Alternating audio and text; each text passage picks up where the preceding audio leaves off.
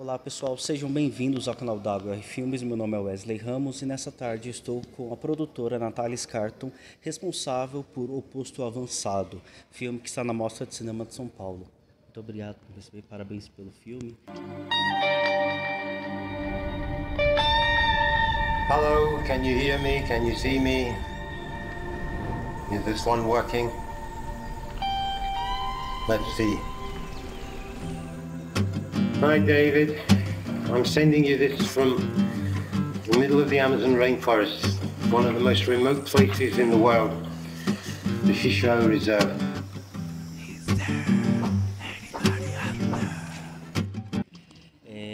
Como surgiu a ideia de você, o Cris e também o Eduardo de fazerem esse filme, O Posto Avançado? Na verdade a ideia é do Eduardo, né? Ele ficou sabendo da história do Cris no jornal na Itália. O Cris já morando aqui, casado com uma italiana. Então a história dele saiu no jornal. Eduardo leu a história, ficou super interessado e foi atrás do Cris perguntar, né? Para poder entender mais como era estar vivendo no meio da Amazônia, né? Não era nem em Manaus, era realmente a 3 horas de Manaus de barco. E ele ficou encantado com a ideia, né, de um escocês ter ido para lá e com a história dele, de transformar, ser um eco-guerreiro, digamos assim. E aí Eduardo foi atrás da história, foi atrás dele para entender. E ele já querendo falar, falando da devastação, das queimadas. Então o Eduardo toma a decisão de vir capturar imagens para fazer um documentário sobre o Cris, especificamente sobre o Cris. E aí o que ele estaria fazendo lá. E esse projeto chegou a mim através de amigos, né? Eu trabalho com coprodução na Itália e eu já tinha feito um projeto com os Cuicuros, com o Tacumã Cuicuro. Depois o primeiro festival indígena em Brasília. Então a minha relação começou a ficar um pouco mais próxima com os indígenas, com a Amazônia, proteção. Então chegou para mim precisando de recursos para poder finalizar. As imagens tinham sido capturadas e aí precisava finalizar todo o contexto de um documentário que já não tinha mais o Cris, porque o Cris vem a falecer. Então a gente tinha uma história que ele contava e que depois a história, né, como montar essa história. E aí chegou em mim e eu levei para O2, para o Fernando Meirelles, que já tinha sido meu parceiro no filme A Febre da Mata com o Tacumã. E ele achou super bacana e falou, vamos embora, vamos entrar nessa, vamos fazer a finalização. E Eduardo começou a trabalhar na montagem para a gente poder finalizar aqui no Brasil. E a gente ter essa parte do Brasil, esse suporte que faz todo sentido para o filme. Sabe dizer como foi a parte criativa, a relação criativa entre vocês, entre o Eduardo e o Cris, se ele tinha algum receio de colocar algumas imagens, se teve algum pedido de que colocar, o que não colocar, ou até mesmo que poderia ser focado durante toda a jornada, processo de produção?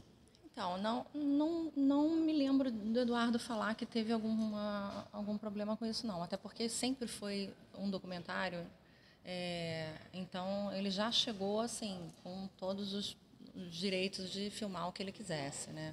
Então ele começou a fazer um recorte, óbvio que eu tinha uma certa dificuldade, porque o Eduardo não fala português, então não sabia muito o que estava sendo falado em volta dele em português, tanto que tem algumas filmagens em português que depois ele pergunta o que está acontecendo, assim mesmo em inglês também, quando eles vão à Inglaterra e aí conversam com uma socialite, né, que aí poderia ajudar a financiar, e ele não entende o que está acontecendo.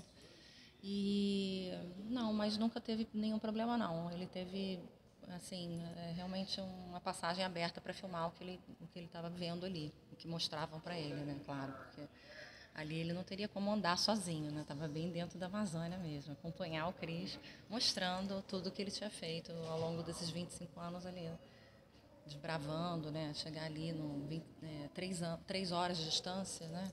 Então começar junto com a comunidade indígena cabocla, né, levantar ali toda uma estrutura de água, de luz, né, basicamente independente do governo, que demorava a chegar ali, demorava bastante. Então foi assim que isso que chamou muita atenção do Eduardo, que ele teve uma grande vontade de criar uma comunidade autossuficiente ali. Então ele vai, desenvolve uma escola, um laboratório, uma farmácia, né, um posto de atendimento para qualquer emergência, né, considerando essa distância. Depois os próprios filhos que ele vem a ter, ele casa com uma cabocla, então tem filhos que vão estudar ali naquela escola. Então o Cris era uma pessoa com bastante conhecimento, né?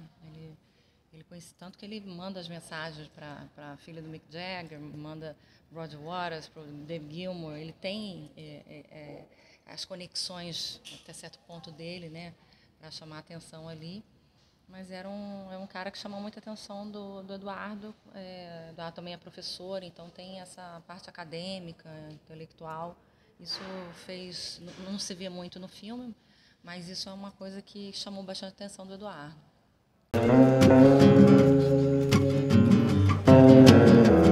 O Cris, ele é uma pessoa sonhadora e, como qualquer outra pessoa, ele também tinha suas contradições. Claro. Vocês chegaram a ter uma preocupação ao construir a narrativa para evitar qualquer tipo de transmitir alguma mensagem de algo que o Cris não era?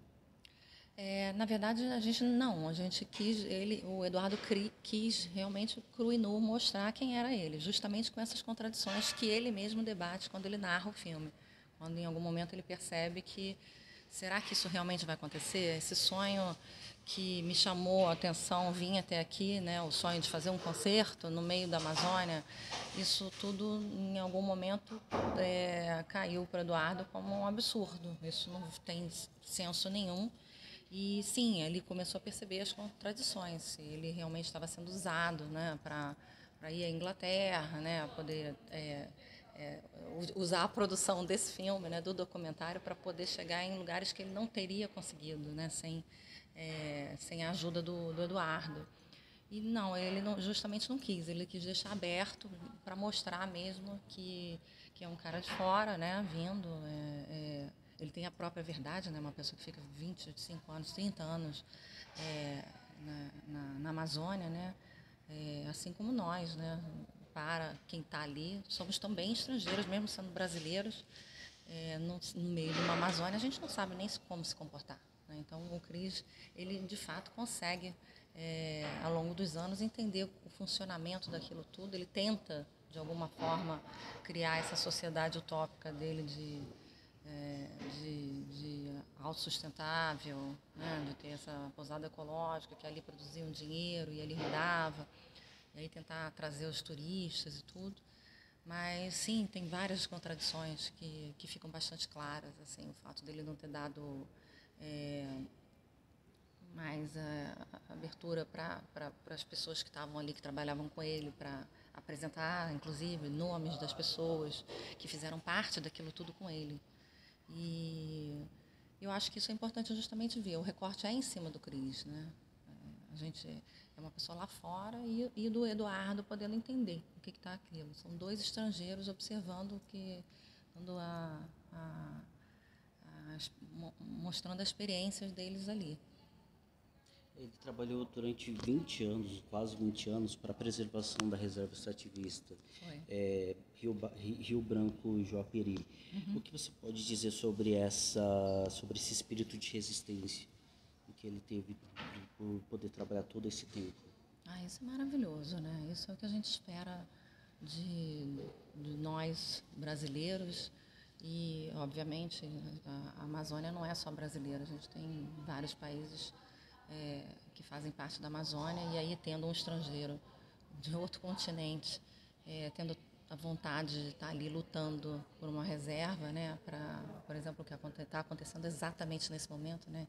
Esse filme começou a ser feito em 2016, né?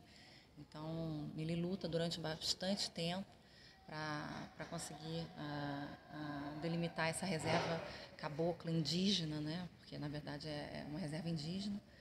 E, de fato, consegue, né? Isso é um projeto que entra em discussão dentro do governo Dilma, mas acaba sendo assinado no governo Temer. E hoje a gente discutindo o marco temporal, né? Lula suspende, e voltamos a acreditar da importância disso. A gente tem que lutar por isso realmente, né? Que aquela terra pertence a eles, né? E entender que a gente precisa ajudar a preservar. Então, quanto mais pessoas... Isso não deveria ser um sonho, deveria ser mais parte da nossa realidade mesmo. A gente está bem próximo a isso. E além da própria resistência, o que mais te chama a atenção no Cris? Me inspira muito assim o fato dele ter se apaixonado pelo local, assim, pela natureza pura, né? Ele viu uma natureza que ele não tinha acesso nenhum na Escócia, nem mesmo na Itália, né? Não tem um lugar que não tinha sido desbravado. Então a gente vê imagens dele garoto, né? Jovem, 20 e poucos anos, remando ali, um indígena andando assim, entendendo o que é aquilo sem medo, né? Não tenham medo. Não, aqui tem um jacaré, aqui tem uma raia. Não, mas está tranquilo. Então a relação dele é muito forte, né? Ele faz parte daquilo. E depois eu conheci as filhas dele, né? Elas aparecem em algum momento lá no nosso documentário. Elas também participaram ali, trabalham ainda, têm uma relação muito forte. Ele tem uma filha com uma indígena cabocla, então, que hoje está na Itália estudando. Então, digamos assim, ele tem um pouco de brasileiro, né? Ele é um pouco brasileiro, ele tem uma filha que é brasileira, né? Uma mulher que é brasileira. Ele tinha, né? Ele faleceu. Então, acho que é isso. Acho que ele é um cara, assim, com todas as contradições, por mais pessoas como essas, né? Que a gente... para abraçar essa causa tão importante. Bem, por fim, se ele pudesse deixar um recado para todas as pessoas que buscam para a preservação do planeta, o que você acredita que ele poderia dizer? Deixaria de recado? Nossa, isso é tão difícil. Porque eu não conheci o Cris pessoalmente, né? Mas eu acho que o recado dele seria: venham ver, né? Venham aqui ver, mas sempre preservando, tomando bastante cuidado, assim, sem tirar, observar. Acho que ali a Amazônia é um local de observação, para a gente, de aprendizado. A cultura indígena lá está há muitos e muitos anos. Cada dia que passa, a gente percebe que não é só antes da descoberta do Brasil, é muito, muito, muito antiga. Então, tem uma cultura, tem a tecnologia, né, que hoje, usando literalmente essa palavra, né, então é uma cultura que é muito bonita, que deve ser apreciada, observada e valorizada. Bom, muito obrigado pelo tempo, parabéns pelo filme. Muito obrigada. Hello, can you hear me? Can you see me? Is this one working? Let's see. Hi, David.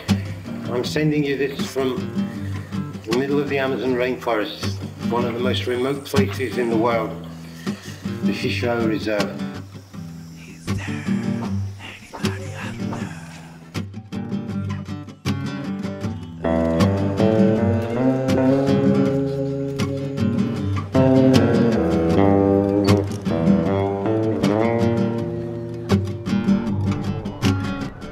Is there anybody out there? Is there anybody out there?